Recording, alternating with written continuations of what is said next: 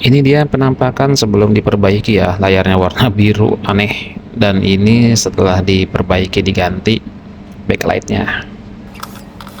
Assalamualaikum warahmatullahi wabarakatuh. Jumpa lagi. Kali ini saya mau sharing dan berbagi pengalaman ke teman-teman ya. Ini TV saya sendiri.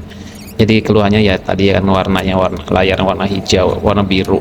Jadi kita coba untuk ganti backlightnya aja. Ya, yang pertama kita buka cover.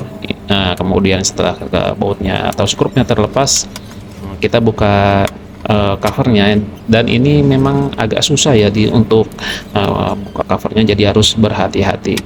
Beda sama video pertama yang saya posting itu TV Samsung.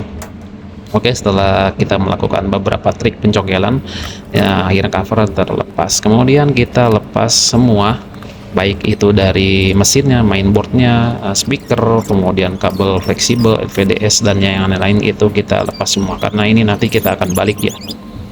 Oke, soket-soket juga dilepas, hati-hati dalam pencopotannya, khawatirnya nanti kabel C off-nya itu ya, putus, jadi ya nanti bakalannya nggak bisa berfungsi lagi TV-nya.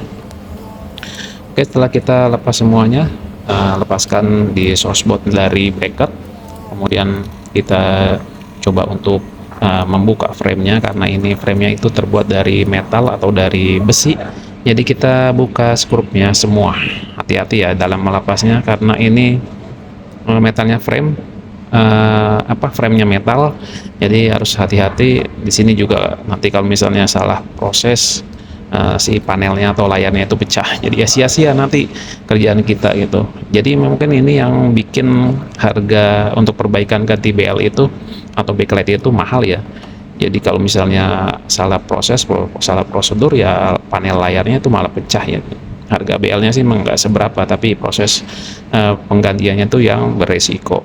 Nah, kemudian setelah kita pastikan semuanya aman untuk pencopotan si panel layar, ya kita cek lagi. Di sini tidak ada yang mengganggu, tidak ada yang menghalangi, sehingga pengangkatan panel layar itu bisa kita lakukan. Oke, lakukan dengan hati-hati karena ini layar 32, jadi cukup mudah untuk mengangkatnya. Oke, setelah kita amankan ini, jangan sampai ada anak-anak yang lari-larian atau main bola atau main gundu atau main apalah, takutnya nanti pecah. Oke, setelah kita lepas panel layarnya, kita buka cover plastik, karena ini ada cover plastiknya ya. Ini termasuk kan TV jadul, tapi udah digital ya, belum Android. Oke, setelah cover plastiknya itu sudah kita lepaskan, kita angkat bagian di bawahnya itu, yaitu berupa prisma sekitar 2 sheet ya, atau 2 lembar. Ya, hati-hati teman-teman, kalau misalnya tangannya kotor, dilap dulu atau cuci dulu tangannya lah. Tapi kalau misalnya nanti tangannya kotor, kena prismanya itu jadi berceplak.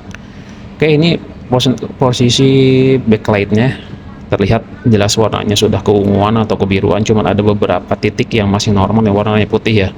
Ini di kamera memang kelihatannya agak ungu, tapi memang terlihat biru ya.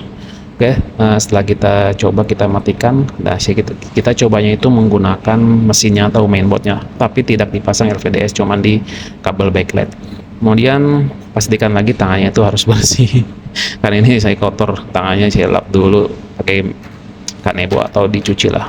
Nah, untuk melepas bagian reflektor atau kertas ini ya, jadi jangan ditarik ya, tapi tangannya itu harus masuk ke dalam bawah reflektor. Jadi kita raba dari bawah, kita copot, karena ini ada double tipnya ya. Jadi BTW ada BTW ini TV-nya ini sekitar usianya itu udah 10 tahun ya, dari 2016 saya beli, jadi baru kali ini ada masalah. Oke, ini backlight yang sudah kita beli di online, harganya memang nggak mahal, murah-murah aja gitu. Cuman proses penggantiannya itu yang cukup ribet dan beresiko. Untuk penggunaan backlightnya, untuk TV ini pakai 2 batang ya. Atau teman-teman sebelum bongkar beli, kemudian untuk biar nggak salah, kayak tipenya ditulis, nanti carilah rekomendasi ya, yang sesuai backlightnya untuk tipe TV kita. Nah, sebelum kita pasang, kita congkel terlebih dahulu. Ini rusak juga nggak apa-apa, karena memang pengennya kita ganti ya, jadi nggak masalah kalau misalnya ini rusak. Jadi itu TV bawahnya tuh ada double tipnya. double tip di bawah untuk merekatkan backlight dengan back cover atau di bagian framenya ya. Soket bawaannya ini memang boleh dibilang ketika saya awal buka itu memang susah ya, jadi harus congkel lah gitu. Jadi posisi untuk lepasnya itu agak sulit. Jadi pastikan untuk hati-hati ya untuk tipe TV yang teman-teman nanti akan lakukan perbaikan.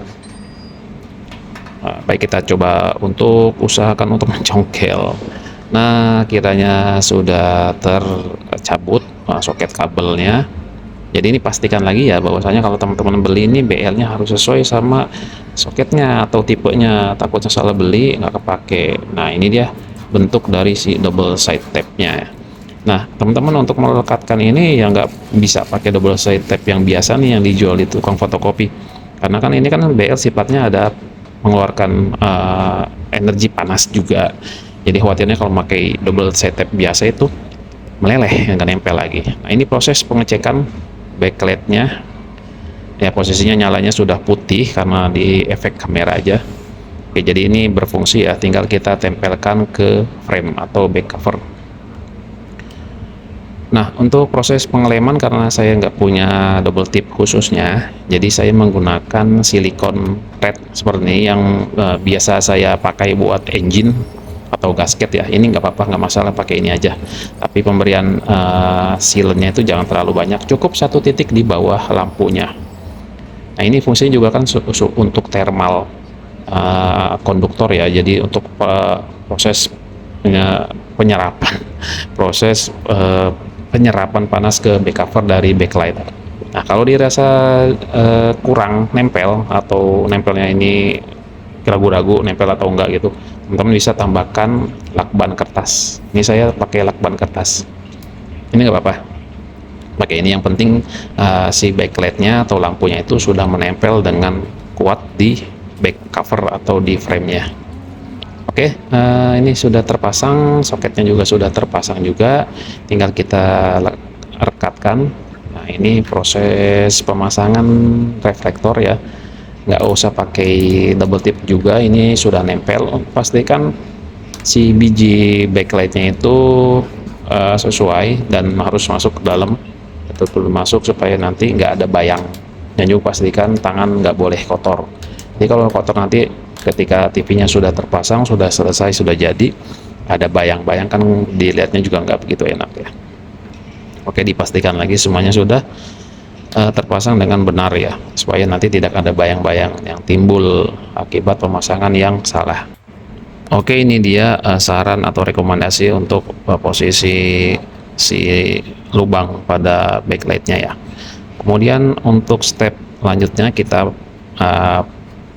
pasang prisma dan prisma sheet ya untuk pembiasan cahaya dari backlight. Ini pasangnya harus presisi juga. Lanjut dengan pemasangan frame plastik. Jadi stepnya itu kebalikan dari kita buka ya. Kemudian setelah frame plastik kita pasang, ini rekatkan dengan maksimal atau rekatkan dengan baik, seperti ada bunyi klik klik klik gitu kan. Jadi kan fungsi pengunciannya itu sudah sesuai. Nanti kalau misalnya ada yang nggak sempurna, nanti panel itu bisa ganjel. Nah, untuk memastikan nggak ada kotoran, bisa kita tiup dengan blower DC atau blower apa. Jangan ditiup pakai mulut, nanti air ludahnya nempel di prisma. Oke, untuk pemasangan panel layarnya kita posisikan dari ujung dulu, posisikan ke sela-sela atau di frame plastik, baru kita rebahkan ke bawah. Hati-hati ya, jangan sampai kotor juga di bagian bawah. Oke, setelah kita pastikan semuanya sudah aman, clear, nggak pecah gitu kan, hati-hati. Lanjut kita pasang frame yang terbuat dari metal. Ini saya juga ngerti di frame-nya itu ternyata dari metal ya, dari besi, kirain saya dari plastik. Jadi agak tricky juga nih pas lagi pasang nih, takutnya salah neken akhirnya panelnya pecah, cetek gitu kan. Sayang, kalau misalnya pecah ya nggak jadi TV gitu, jadi bangke.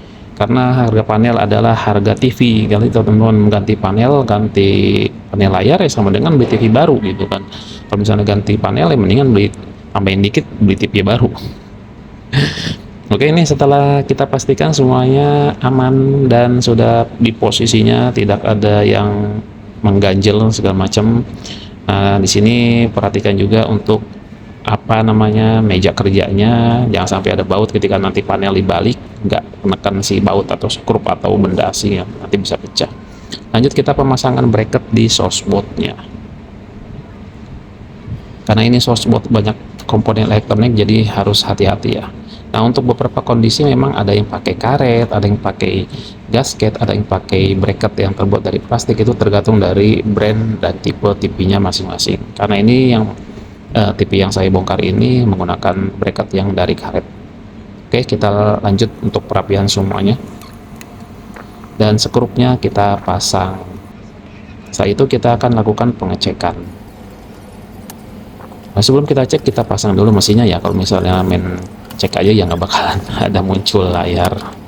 Jadi kita pasang mesinnya, mainboardnya, kabelnya, soket-soketnya.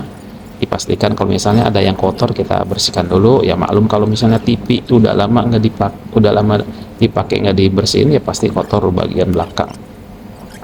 Oke, kabel-kabel jangan lupa RVDS, kabel fleksibel yang dari mesin ke layar, kemudian kabel speaker. Oke, tinggal kita cek.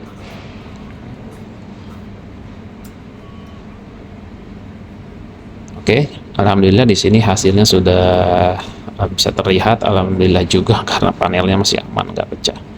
Dan layarnya yang pasti jadi udah nggak biru lagi gitu, juga aman dipakai, enak buat nonton, jadi nggak rusuh lah kalau di mata lah kan biru gimana. Lanjut kita pasang back dan covernya, karena saya pakai wall mounting jadi saya pasang lagi wall mountingnya. Kemudian sebelum kita tempelkan ke dinding, kita cek terlebih dahulu untuk hasil gambarnya masih jernih dan jernih banget gitu. Oke, mungkin itu saja informasi yang bisa saya sampaikan, mudah-mudahan bermanfaat. Terima kasih. Assalamualaikum warahmatullahi wabarakatuh.